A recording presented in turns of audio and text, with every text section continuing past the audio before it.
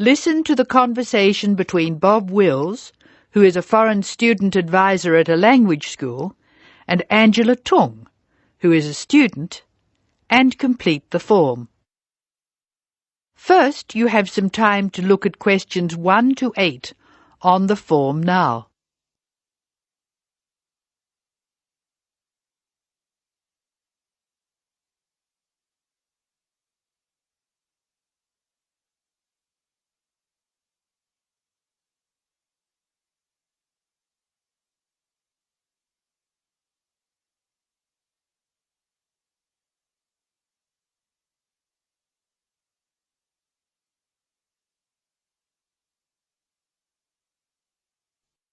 You should answer the questions as you listen because you will not hear the recording a second time.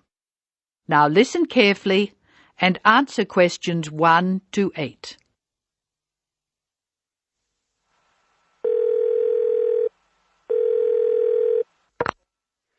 Hello, Foreign Student Advisor's Office. This is Bob Wills speaking. Can I help you? It's Angela Tung here, Bob. I'd like to make a request for special leave. Can I do that over the phone? Hello, Angela. You can make that request by phone, but I'll have to fill the form out. Let me get the special leave form. OK, here it is. Tell me your student number, please. It's H for Harry, 5712. H5712. OK. What's your address, Angela? I live at 10 Bridge Street, Tamworth. 10 Bridge Street, Tamworth. And your phone number? The telephone number's 8106745. Thanks. What course are you doing? I'm in the writing class. Writing. Who's your teacher this term? Mrs. Green. She spells her name like the colour. Thanks. When does your student visa expire? Let me look. July 15. July 15. OK. Which term do you want to take leave? Do you want dates? First, I have to write a term number. When do you want to take leave? In term 1. OK. Term 1. Now, can you tell me what are the exact dates? I'd like to be away May 31 to June 4. OK, I've got that. You'll miss 4 working days between May 31 and June 4. Is that right? Only 3? I'll be away over a weekend. I'll be back at my classes on June 5, so that's 3 days away. Look at questions 9 to 12.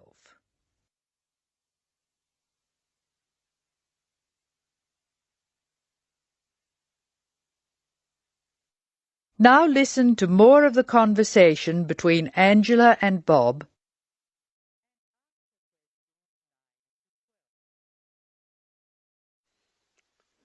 Why do you want to take leave, Angela?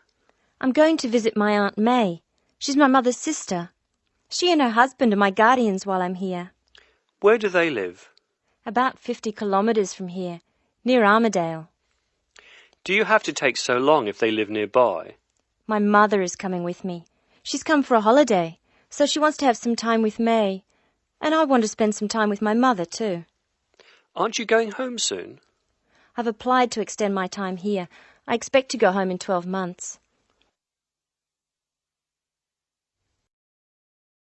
That is the end of part 1. You now have half a minute to check your answers.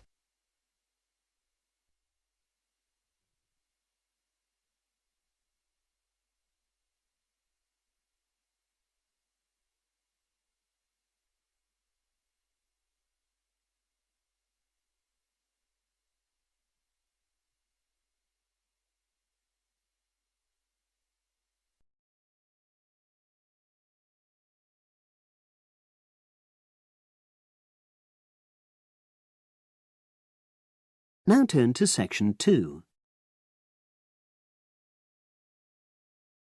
Test 1, section 2.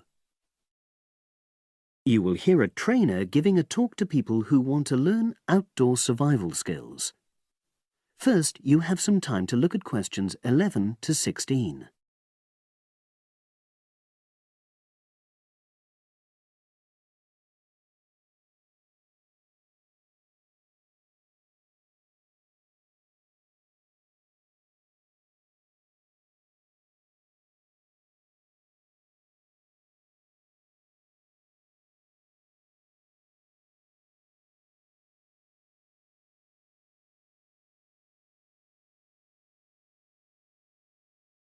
Now listen and answer questions 11 to 16.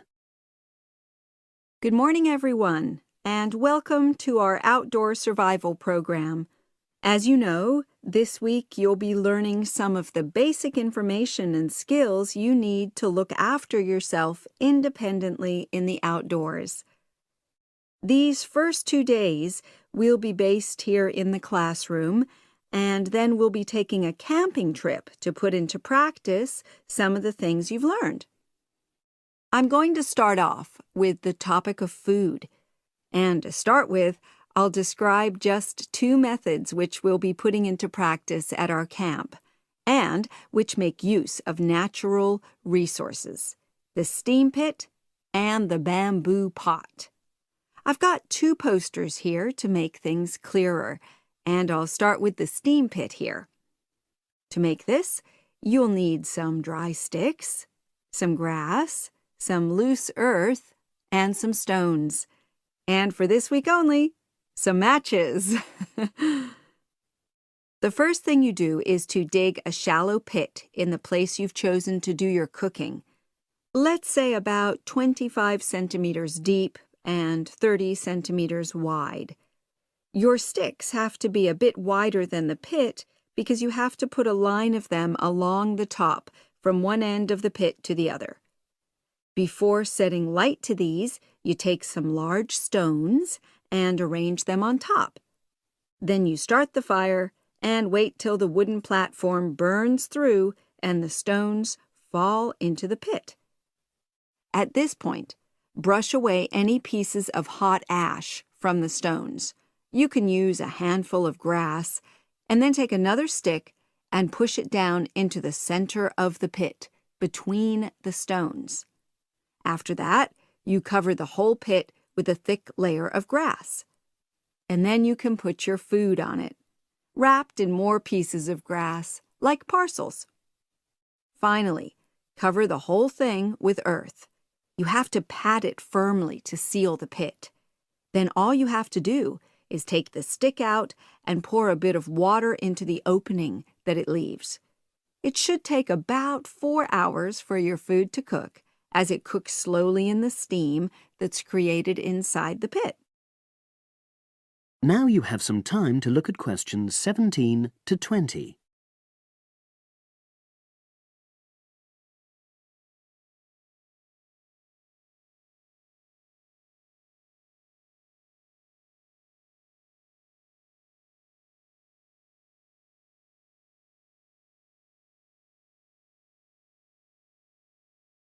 Now listen and answer questions 17 to 20. So, simple but effective. The other method you're going to practice this week is the bamboo oven. Now, the steam pit is ideal in certain conditions because the heat is below ground level. For example, if there's a strong wind and you're afraid a fire might spread. But when it's safe to have an open fire, you can use the bamboo oven method. You get a length of bamboo, which, as you probably know, is hollow and consists of a number of individual sections with a wall in between. You use a sharp stick to make a hole in each of the dividing walls apart from the end one. Then you lean the bamboo over a fire, with the top propped up by a forked stick and the bottom sitting on the ground.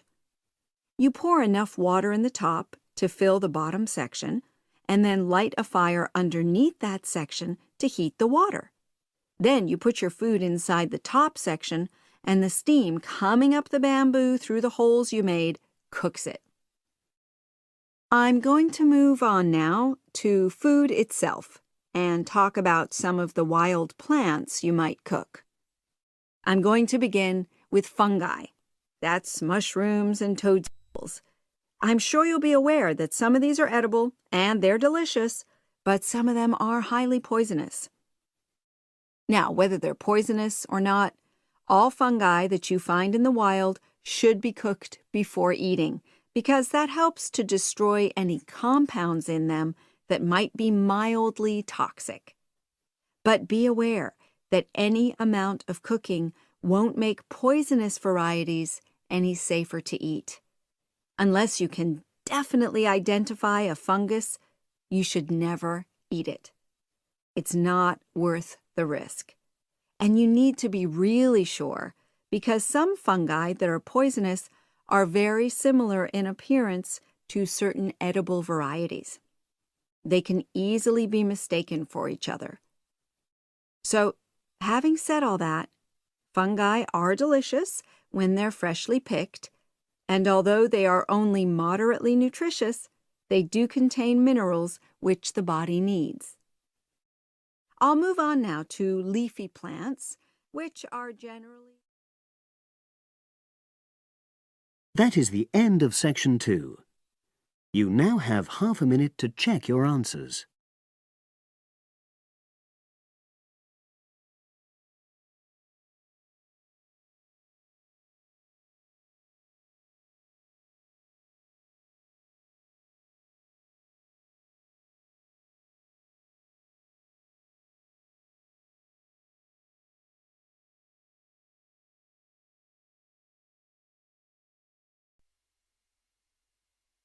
Now turns to part 3. Part 3. Now turns to part 3. Part 3. You will hear a talk by a wildlife specialist on a type of bird called a kiwi. First, you have some time to look at questions 21 to 25.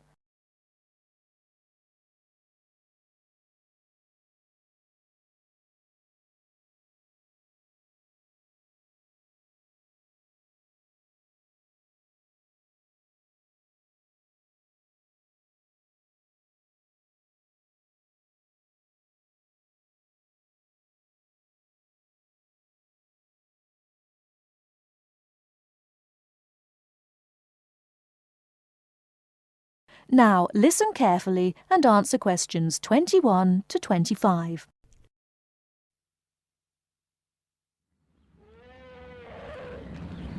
Ladies and gentlemen, welcome to Auckland Zoo on this sunny Sunday afternoon and to our special Kiwi fundraising event.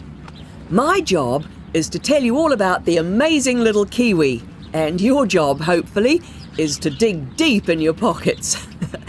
Now, for the benefit of our overseas visitors here today, I should explain first of all that the kiwi is the national bird of New Zealand, and sometimes New Zealanders themselves are known as kiwis.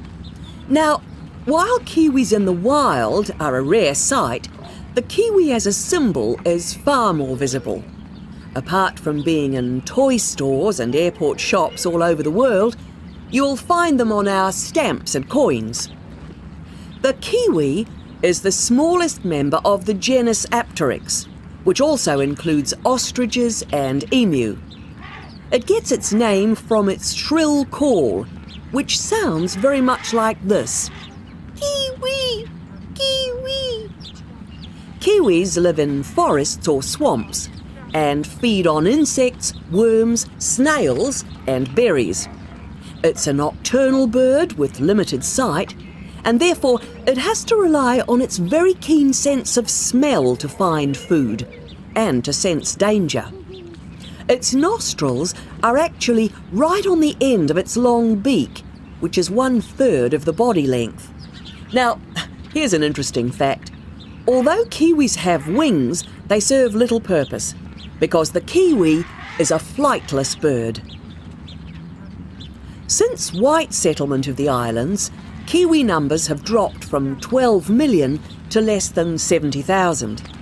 and our national bird is rapidly becoming an endangered species. This is because they're being threatened by what we call introduced animals. Animals which were brought to New Zealand, such as cats and ferrets, which eat kiwi eggs and their chicks.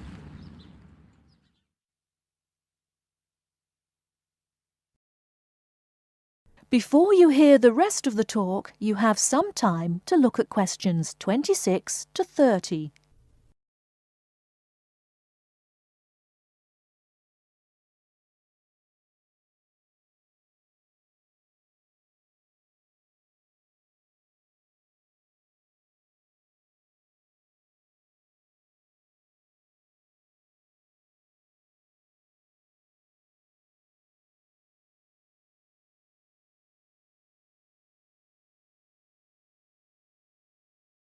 Now listen and answer questions 26 to 30. And so we have launched the Kiwi Recovery Program in an all-out effort to save our national bird from extinction. There are 3 stages to this program. Firstly, we have the scientific research stage. This involves research to find out more about what kiwis need to survive in the wild. Then secondly, we have the action stage. This is where we go into the field and actually put our knowledge to work. We call this putting science into practice. And then we come to the 3rd stage, the global education stage. By working with schools and groups like yourself, as well as through our award-winning Kiwi website, we are hoping to educate people about the plight of the kiwi. As part of the action stage, which I just mentioned, we've introduced Operation Nest Egg, and this is where your money will be going. It works like this. It's a 3-stage process. First of all, we go out to the kiwi's natural habitat and we collect kiwi eggs. This is the tricky part, because it can be very difficult to find the eggs. Then, in safe surroundings, away from predators, the chicks are reared. Now, this can be done on predator-free islands or in captivity. They're reared until they're about 9 months old, at which stage the chicks are returned to the wild. So far, it's proving successful. And since we started the program, some 34 chicks have been successfully raised this year, and their chances of survival have increased from 5 to 85%. However, it's not time to celebrate kiwi survival just yet. About 95% of kiwi chicks still don't make it to 6 months of age without protection, which is why Operation Nest Egg is so important. And we ask you to give generously today.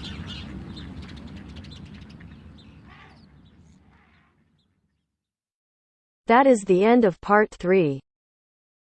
You now have half a minute to check your answers.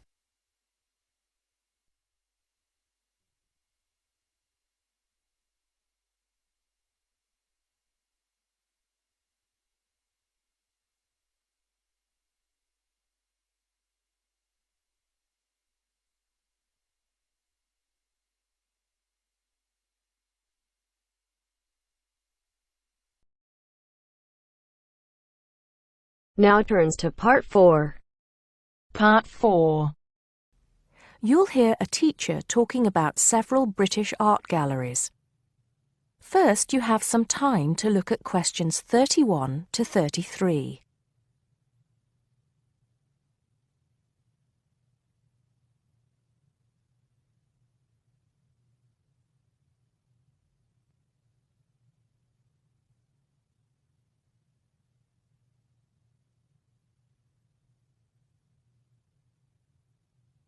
Now listen carefully and answer questions 31 to 33. Good afternoon. Welcome to the first class of V100 Art and History. The objectives of the course, as you will have seen if you've taken a look at the syllabus, include familiarizing yourselves with the vocabulary and language of art, learning about the basic elements of art and design, and finally, discussing historical periods as they pertain to art. The course will also give you the opportunity to visit some of the many galleries and museums that Britain has to offer. So, having said that, I'd like to spend the rest of today's class talking about 4 of the more important galleries that we will be visiting in the coming year.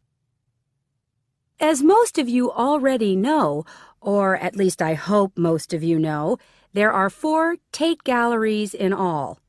To begin, I'd like to tell you a little bit about the Tate Modern. Tate Modern is located in a very busy part of London called the South Bank. It's close to 2 world-renowned tourist attractions, St. Paul's Cathedral and Shakespeare's Globe Theatre. Now, interestingly enough, Tate Modern is housed in what was a power station built in several stages between 1947 and 1963. It was closed down in 1981 and reopened as a gallery in the year 2000. Tate Modern consists of 5 levels, with the Tate collection being shown on the 3rd and 5th levels. On level 2, the works of contemporary artists are exhibited, while level 4 is used for holding large temporary exhibitions.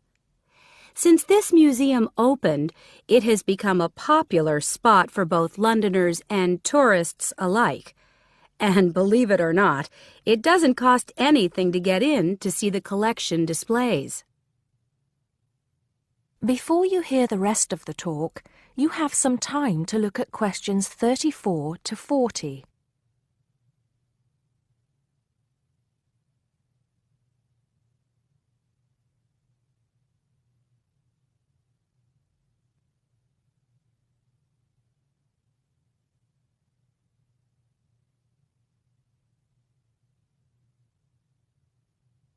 Now listen and answer questions 34 to 40. Now, the second gallery I'd like to talk about is Tate St. Ives, which is in Cornwall. It was built on the site of a gasworks, and it overlooks Porthmeor Beach. Tate St. Ives is housed in a 3-story building that was designed by the architects Evans and Shalliff. It was established in 1993, 7 years before Tate Modern was opened, and the gallery exhibits the works of modern British artists, including members of the St. Ives School, a group of artists living and working in the area from the 30s onwards. In later lectures, we'll be looking at the work of some of the artists who belong to that group and the ways in which they influenced each other. Okay, am I going too fast for any of you? No? Good. Next, I want to talk about Tate Britain, which is a gorgeous gallery situated right in the heart of Westminster. Tate Britain was the first of the 4 Tate galleries to open, and it was established in 1897. It was built on the site of an old prison, and when it first opened its doors, it was called the National Gallery of British Art. Later, it became known as the Tate Gallery, after the man who founded it, Sir Henry Tate. During its lifetime, Tate Britain has been damaged twice, once by floodwaters from the River Thames, and once by bombings during World War II. This gallery has an interesting range of exhibitions of historic and modern art from 1500 up to the present day. Now, the last gallery I'd like to tell you about is called Tate Liverpool. It's not hard to figure out where this gallery is located, is it? It was opened in 1988 to exhibit displays from the Tate collection, and it also has a program of temporary exhibitions. Tate Liverpool is housed in what was once a warehouse, and for some years it was one of the biggest galleries of modern and contemporary art in the UK. Well, that's a brief overview of just a few of the galleries we'll be visiting. I'd like now to look in a little more detail at what you can expect to see in each of these galleries, starting with Tate Britain. That is the end of part 4. You now have half a minute to check your answers.